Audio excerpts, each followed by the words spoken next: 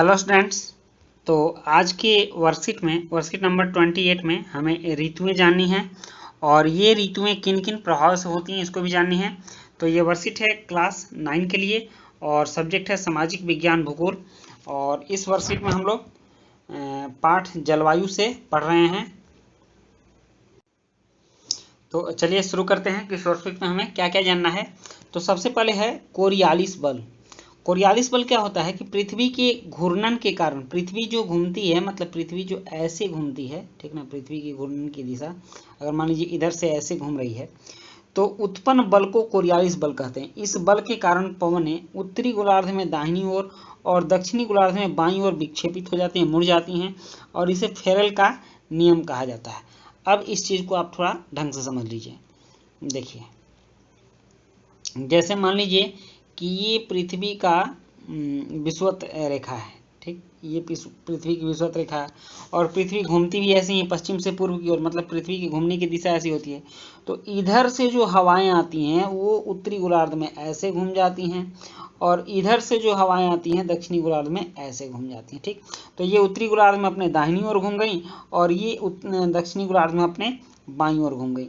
तो ये पृथ्वी के गति के कारण होता है और इसको हम लोग कोरियोलिस बल कहते हैं, कोरियालिस बल, और इसको फेरेल का नियम भी कहा जाता है। तो आप समझ गए कि पृथ्वी के घूमने के कारण इधर से जो हवा आ रही है वो अपने दाहिनी ओर घूम जाएगी और इधर से जो हवा आ रही है वो अपने बाईं ओर घूम जाएगी, ठीक, समझ गए। नेक्स्ट देखते हैं हम लोग जेट धाराएं।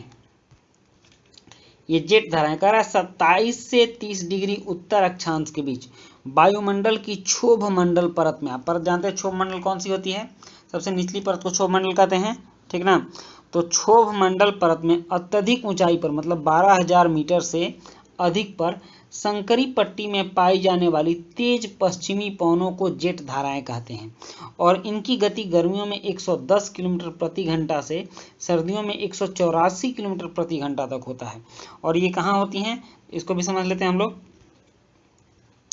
मान लीजिए कि ये आपका विषुवत रेखा हो गया और यहाँ पर ये 24 से 27 डिग्री उत्तरी अक्षांश हो गया। उत्तर पृथ्वी के उत्तरी गोलार्ध में जो अक्षांश रेखा होता है उसको उत्तरी अक्षांश। तो इसी जगह पर ये जेट धाराएं उत्पन्न होती हैं ऊंचाई पर, ठीक ना, ऊंचाई पर, ठीक, 12,000 के लगभग ऊंचाई पर क्षोभ मंडल में ये जेट धाराएं चलती हैं, मतलब विषुवत रेखा से उत्तर की ओर 24 से 27 डिग्री अक्षांश के बीच में चलती हैं, समझ गए। और नेक्स्ट है पश्चिमी चक्रवातीय विक्षोभ।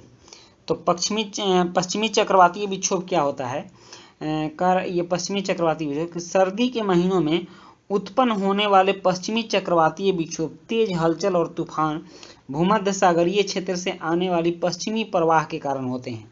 ये प्रायः भारत के उत्तर और उत्तर पश्चिमी क्षेत्रों को प्रभावित करते हैं। इसको भी थोड़ा हम लोग समझ लेते हैं। इसको देखिए, यहाँ पर जो ये भूमध्य सागर है, ये वाला जो क्षेत्र है ये भूमध्य सागर है, ठीक। तो पश्चिमी विक्षोभ के कारण क्या होता है कि इधर से हवाएं ऐसे चलती हैं, ठीक, सर्दी के दिनों में, और ये हवाएं ये भारत का क्षेत्र है, इसको आप समझ रहे हैं ना, ये भारत का क्षेत्र है और ये जो हवाएं हैं भारत के उत्तरी भाग को आप देख रहे हैं कि दक्षिण भाग, भारत का दक्षिणी भाग जो है, थोड़ा सा इसको हम लोग जूम कर लेते हैं, ठीक। अब देखिए कि ये हवाएं इस भूमध्य सागर से ऐसे चली, तो ये जब आती हैं तो सर्दी के दिनों में इस क्षेत्र का, भारत का ये उत्तरी भाग है, ठीक, तो उत्तरी भाग में ये अपने साथ संघनित हवा लाती हैं और उसके परिणाम स्वरूप यहाँ वर्षा होती है। भारत के उत्तरी मैदानों में इस पश्चिमी विक्षोभ के कारण, जो कि भूमध्य सागर, ये वाला क्षेत्र भूमध्य सागर का है, तो यहाँ से यहाँ आकर के और बीच में इन सभी क्षेत्रों में ये वर्षा कराते आती है। तो यही कारण हमारे यहाँ जाड़े के दिनों में जो वर्षा होती है वो इसी पश्चिमी विक्षोभ के कारण होती है। इस चीज़ को हमने समझ लिया। चलिए नेक्स्ट, अब हम लोग एल नीनो के बारे में जानते हैं। एल नीनो का प्रभाव क्या होता है। एल नीनो क्रिसमस के समय ठंडी पेरू जलधारा के स्थान पर अस्थायी तौर पर 2 से 5 वर्ष के अंतराल में गर्म जलधारा के विकास को एल नीनो का नाम दिया गया है। यह एक स्पेनिश शब्द है और जिसका अर्थ है बच्चा, जो बेबी क्राइस्ट को व्यक्त करता है और इसकी उपस्थिति समुद्र की सतह के तापमान को बढ़ा देती है तथा उस क्षेत्र में व्यापारिक पवनों को शिथिल कर देती है। तो एल नीनो कहाँ चलता है, मैं उस स्थिति को आपको बताता हूँ। जैसे कि ये मान लीजिए ये आपका उत्तरी अमेरिका हो गया और ये आपका दक्षिणी अमेरिका हो गया। इस साइड में अटलांटिक महासागर है, ठीक ना, ये बीच में अटलांटिक महासागर है, इस साइड में प्रशांत महासागर है। तो दक्षिणी अमेरिका के किनारे पर ये जो जलधारा चलती है ये एल नीनो की जलधारा है, ये एक ठंडी जलधारा है, सॉरी पेरू की जलधारा है, और ये एक ठंडी जलधारा है। लेकिन 2 से 5 वर्षों के अंतराल पर कभी कभी इसमें गर्म जलधारा भी चलती है, जो कि यहाँ के समुद्र के तापमान को बढ़ा देती है, व्यापारिक पवन को शिथिल कर देती है। इसी को हम लोग एल नीनो कहते हैं। ठीक, चलिए नेक्स्ट चलते हैं। मानसून। मानसून शब्द की उत्पत्ति अरबी शब्द मौसम से हुई है, जिसका शाब्दिक अर्थ मौसम है, और मानसून का अर्थ एक वर्ष के दौरान वायु की दिशा में ऋतु के अनुसार परिवर्तन है। और मानसूनी जलवायु की एक विशेषता विशिष्ट मौसमी प्रतिरूप होता है, जिसमें मौसम की अवस्थाओं में बहुत अधिक परिवर्तन होता है। हमने देखा है कि भारत एक मानसूनी जलवायु वाला क्षेत्र है, तो यहाँ जब मानसून की वर्षा होती है, मतलब कि मई के बाद जो वर्षा आती है, तो उसमें आप देखेंगे कभी कभी बहुत गर्मी पड़ती है और तुरंत तब तक बादल आ जाते हैं और तुरंत बारिश करना शुरू कर देते हैं। ठीक, तो बरसात का मौसम आ जाता है। बरसात होने से यहाँ का तापमान बहुत तेजी से बदलता है और जो उच्च तापमान था वो निम्न तापमान हो जाता है। तो इस तरह से मानसून में तापमान में परिवर्तन बहुत अधिक होता है और ये भारत के क्षेत्र में पाया जाता है। नेक्स्ट है, कह रहा है कि भारत में मुख्यतः 4 ऋतुओं को पहचाना जा सकता है: शीत ऋतु, ग्रीष्म ऋतु, मानसून का आगमन और मानसून की वापसी। ठीक, तो यहाँ हम लोग पहले शीत ऋतु के बारे में जान लेते हैं कि शीत ऋतु में भारत में क्या प्रभाव पड़ता है। कह रहा है कि शीत ऋतु मध्य नवंबर से फरवरी और उत्तर पूर्वी व्यापारिक पवनें स्थल से समुद्र की ओर बहती हैं। ठीक, मतलब शीत ऋतु नवंबर से फरवरी तक चलता है और उत्तर भारत में दिसंबर और जनवरी सबसे ठंड महीने होते हैं। यहाँ कमजोर उच्च दाब क्षेत्र होता है। उच्च दाब बनता है, मतलब जहाँ की हवाएं ठंडी होती हैं वहाँ का जो दबाव है वो उच्च हो जाता है, लेकिन कमजोर उच्च दाब रहता है, बहुत ज़्यादा उच्च दाब नहीं होता है। और सामान्यतः आसमान साफ होता है, तापमान और आर्द्रता कम एवं पवनें शिथिल तथा परिवर्तित होती हैं।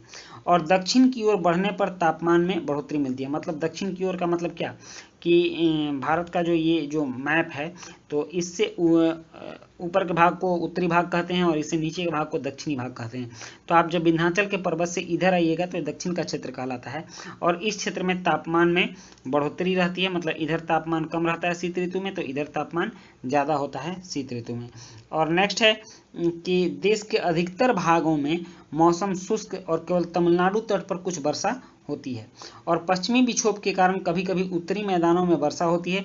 मैंने आपको बताया है कि जो पश्चिमी विक्षोभ भूमध्य रेखा से जो हवाएं आती हैं तो इस क्षेत्र में वर्षा कराती हैं। ठीक, उत्तर भारत का मैदान ही है, यहीं पर वर्षा होती है। ठीक, और प्रायद्वीपीय भागों में समुद्री पवनों के प्रभाव के कारण तापमान के प्रतिरूप में न के बराबर परिवर्तन रहता है। और ये जो प्रायद्वीपीय भारत है, तिकोना वाला क्षेत्र, इसमें दोनों ओर समुद्र होने के कारण यहाँ के तापमान में बहुत ज़्यादा परिवर्तन नहीं होता है। नेक्स्ट देते हैं अब ग्रीष्म ऋतु की। भारत की ग्रीष्म ऋतु में क्या होता है, तो इसका समय मार्च से मई महीने का होता है और उत्तरी मैदान में तापमान अत्यधिक वृद्धि होता है, जिससे कि कम दाब का लंबवत क्षेत्र तैयार होता है। तो ये जो उत्तरी मैदान है, गंगा और यमुना का मैदान, इसके उत्तर में हिमालय पहाड़ है, ठीक, और इस साइड में विंध्याचल पहाड़ है। तो इस बीच में इस मैदान में क्या होता है कि कम दाब का क्षेत्र बनता है, मतलब हवाओं का दाब कम हो जाता है, जिसकी वजह से जहाँ का कम दाब होता है वहाँ का स्थान लेने के लिए दूसरे जो है कि हवाएं तेजी से चलती हैं, जिससे कि आंधी आ जाती है। और इस आंधी के साथ साथ यहाँ बहुत तेज बारिश भी होती है और इस बारिश के साथ साथ ओले भी गिरते हैं, मतलब कि पत्थर के जो टुकड़े होते हैं, बर्फ के टुकड़े होते हैं, ये ओले भी गिरते हैं। तो इस ओले को हाँ, और उत्तर और पश्चिमी भागों में दिन के समय धूल भरी गर्म एवं शुष्क पवन लू चलती है, मतलब कि वहाँ जो गर्म और धूल भरी हवाएं चलती है उसको लू बोला जाता है। और मैंने जो आपको ओला वाली जो बात बताई है, तो ये जो ओला है पश्चिम बंगाल में मूसलाधार वर्षा होती है और हिम वृष्टि, जिससे कि ओला बरसता है। तो ये उत्तर प्रदेश और बिहार के भी कुछ क्षेत्र में होता है और पश्चिम बंगाल में होता है। तो इस तरह के बारिश को काल बैसाखी के नाम से पश्चिम बंगाल में जाना जाता है। और ऋतु के अंत में कर्नाटक एवं केरल में पूर्व मानसूनी वर्षा होती है, जिससे कि आम जल्दी पक जाते हैं और इसको हम लोग आम्र वर्षा कहते हैं। केरल में मार्च अप्रैल और मई के महीने में कुछ वर्षा होती है जिससे कि आम पक जाते हैं, तो उसको आम्र वर्षा हम लोग कहते हैं। और प्रायद्वीपीय भागों में समुद्री पवनों के प्रभाव के कारण तापमान के प्रतिरूप में न के बराबर परिवर्तन होता है। फिर वही बात है कि इस भाग में तापमान में कोई बहुत ज़्यादा परिवर्तन नहीं होता है। तो अब कुछ प्रश्न और इन प्रश्नों के उत्तर को हम लोग देखते हैं और चलिए प्रश्नों के उत्तर कर लेते हैं।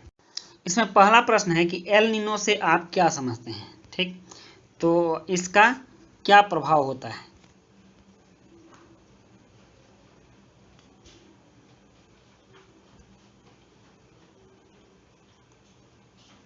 ठीक, तो कह रहा है कि क्रिसमस के समय पेरू जलधारा ठंडी के स्थान पर, मतलब पेरू की जलधारा जो ठंडी जलधारा होती है, तो उसके स्थान पर अस्थायी तौर पर 2 से 5 वर्ष के अंतराल पर गर्म जलधारा के विकास को, मतलब गर्म जलधारा बहने लगती है, एल नीनो का नाम दिया गया है।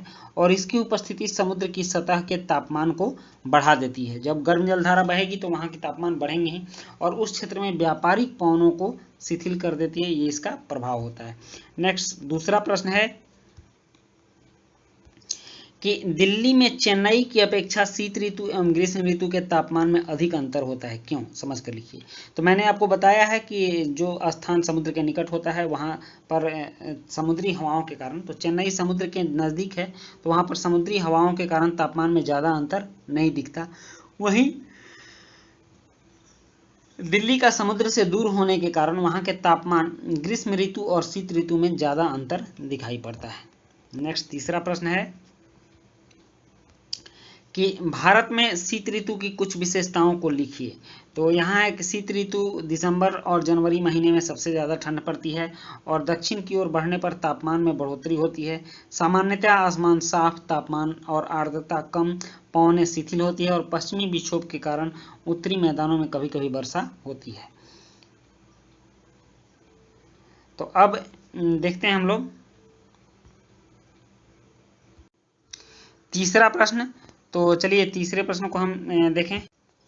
तो ये चौथा प्रश्न है, और चौथा प्रश्न है कि मानसून में मौसमी अवस्थाओं में बहुत परिवर्तन होता है, और भारत के संदर्भ में इस कथन की पुष्टि कीजिए। तो पहले ही मानसून की बात हम लोग कर चुके हैं, तो इसका उत्तर होगा कि मानसून में पल पल मौसम बदल सकते हैं। भारत में तो यह आम बात है, अभी धूप रहेगी और बादल आ जाएंगे, तो बरसात भी हो जाएगी, और तापमान में भी परिवर्तन होते रहता है। कभी कभी 4-4, 5-5 दिनों तक लगातार वर्षा होते रहती है। तो इस तरह से इस वर्कशीट के आपके चारों प्रश्न कंप्लीट होते हैं, और आपका वर्कशीट भी समाप्त होता है। तो मिलते हैं हम लोग नेक्स्ट वर्कशीट में, और तब तक के लिए गुड बाय।